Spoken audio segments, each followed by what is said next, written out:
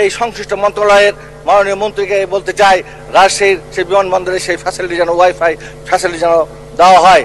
আমার ওই এলাকায় ওখানে কৃষি প্রধান অঞ্চল, বাংলাদেশের সমস্ত রিসোর্স সেই উত্তরাঞ্চল তথা রাজশাহী থেকেও অনেকাংশে এখানে আসে।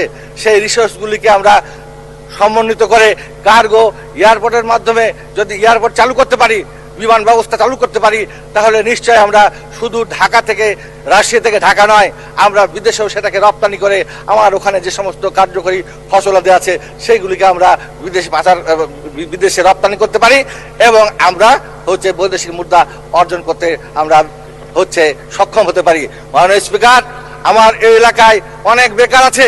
বেকারদের জন্য কৃষিভিত্তিক অ্যাগ্রোবেজ প্রক্রিয়া করার জন্য সেখানে যথেষ্ট সুযোগ আছে এবং সেখানে অনেক ব্যবস্থা করা যেতে পারে। সেই জন্য আমি আজকে দৃষ্টি আকর্ষণ করছি। পাশাপাশি আমাদের ওখানে বীজ সংরক্ষণ করার জন্য কোনো হিমাগার নাই।